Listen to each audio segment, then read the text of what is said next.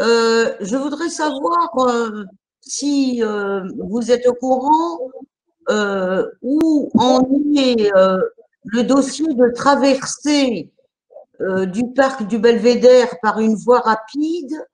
Est-ce qu'il a été définitivement écarté ou est-ce qu'il dort dans les tiroirs du ministère? Comment ça se passe? Bon, pour la traversée, peut-être que c'est pas vraiment très développé dans mon exposé, alors que ça a été assez développé dans l'article.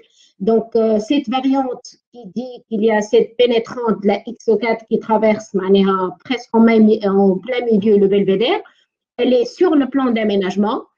Et au moment où il y a eu l'affichage public, donc la population s'est déplacée pour dire ses oppositions et principalement par incitation de l'association donc des Amis de Belvédère. Finalement, ça n'a pas été supprimé, donc c'est un axe qui doit passer quelque part pour rejoindre le centre-ville, mais pour le moment, ça a été déféré. C'est pas annulé, mais la question elle a été déférée à une autre date. Donc, pour éviter des grands débats et pour débloquer la situation de plan d'aménagement du Tunis qui soit approuvé pour le moment. Donc, la question, elle est toujours posée. Donc, actuellement, il ne passe pas, mais en attendant, il faut trouver le moyen qu'il passe en souterrain ou ailleurs pour sauver donc l'écosystème du parc. D'accord. Voilà. Parce que tu dis que finalement, ce belvédère, c'est l'équivalent. On l'avait appelé le bois de Boulogne de Tunis. Oui. Et le projet a été lancé en 1892. Oui. Donc, nous sommes en présence, non pas juste d'un parc, d'une verdure urbaine dans la ville, qui est aujourd'hui primordiale, évidemment, mais c'est aussi un patrimoine de la ville de Tunis. C'est-à-dire que finalement, que serait la ville de Tunis sans son théâtre municipal, par exemple, et ce parc du Belvédère? Donc, ce côté patrimonial, où on regarderait plus l'architecture du jardin, hein, qui le met en forme, il n'est pas réel, pourrait aussi aider en faveur de ce patrimoine qui est vert, tout simplement. Oui. Oui, il y a le problème de réglementation. Ce n'est pas un problème vraiment législatif, c'est un problème de conscience. Est-ce qu'on est conscient, politiciens, décideurs et citoyens, de l'ampleur de dégradation du vrai poumon de la ville? Donc, ce n'est pas uniquement un parc, c'est un élément identitaire. C'est un élément de repère, c'est un élément historique et qu'on veuille ou pas quand même la densité des arbres que trouve au Belvédère, d'autant plus que les écologistes ne cessent pas de démontrer l'importance de l'arbre en ville et ils disent que si vous avez un hectare c'est la conscience de ça, de la part de la population, de la part des décideurs et certainement de politiciens. Donc, l'abbé m'en racontait que la veille justement de la Révolution, il allait donner en concession des parcelles de 5000 mètres carrés pour la famille Trabessi. Imaginez s'il y a eu cette concession et qu'il y a eu côté conscience de la population et des décideurs. Et là, je suis assez optimiste parce que puisque actuellement, et dans la Constitution, on ne peut pas décider quelque chose sur un territoire sans pour autant consulter la population et la société civile. Et la société civile n'est pas là pour juste être informée, mais pour discuter, pour proposer, pour co-décider.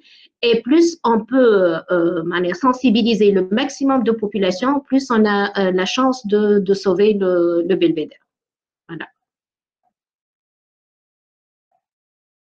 Plus que d'actualité, Salwa. Et je suis tout à fait d'accord avec toi. Ces présentations qui ont été faites aujourd'hui, dans plusieurs d'entre elles, il y a ce dénominateur commun qui est justement le rapport à l'espace vert, voilà, le rapport à la nature. Donc aussi bien à l'échelle de la ville, comme tu l'as présenté, donc au niveau du parc du Belvédère, ou bien comme à l'échelle de l'immeuble, comme dans le cas d'El Manza, voilà, au niveau de l'école aussi. Malheureusement, aujourd'hui, le rapport à la nature, il s'effrite complètement hein, dans nos villes et dans notre architecture. ce qu'on voit, c'est que notre architecture, malheureusement, l'architecture qui autrefois, on avait ce patio qui respirait, nos maisons deviennent complètement hermétiques. D'ailleurs, le balcon dont parle Najes est un dispositif très problématique puisque dans la majorité des immeubles, surtout dans les immeubles à bon marché, il est presque systématiquement fermé et réintroduit à l'habitation. Donc, si on devait hygiéniser, comme l'a dit tout à l'heure Ned, la ville, comme l'avait fait Haussmann pour Paris, justement sur cet axe, et rétablir ce lien avec la nature et en faire une réelle problématique d'aménagement architectural et urbain. De toute façon, tu l'as dit, les gens qui ont supporté le plus le confinement l'avaient fait parce qu'ils avaient cette possibilité de respiration dans un espace vert. Aujourd'hui, on voit que, par exemple, les parcs sont bondés de monde. Quand on va dans les parcs, on voit que les familles, c'est très important pour purifier l'air, pour assurer une meilleure mobile. Et disons que ça serait une des marques d'hygiène. Préoccupation a été prévue dans la Constitution. Donc, restons, comme tu l'as dit, Salwa, optimiste. Oui. Alors, juste par rapport à l'idée du balcon, Alia, il se trouve que certaines familles qui me voyaient en train de photographier les logias m'avaient avoué qu'ils avaient regretté amèrement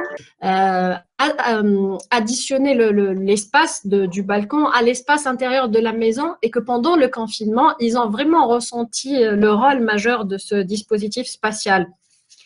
Et donc, du coup, je me dis que finalement, cette crise sanitaire, si c'est quelque chose de grand, c'est un dans la ville. Ce modèle, il est né où? Il est né dans un contexte où la ville industrielle a comment désarticulé la ville ancienne et où la campagne régressait au profit de la ville. Donc, finalement, c'était un besoin de perdu à l'intérieur de la ville, d'où l'idée des parcs, d'où l'idée de la verdure à côté de la maison, d'où l'idée de la verdure dans la cour de l'école. Et donc, espérant en fin de compte, en tout cas c'est ce que moi j'espère, que cet épisode de la Covid soit un prétexte pour que nous repensons autrement nos espaces par rapport à ces espaces où il fait bon de vivre. Il y a aussi les parcours de santé.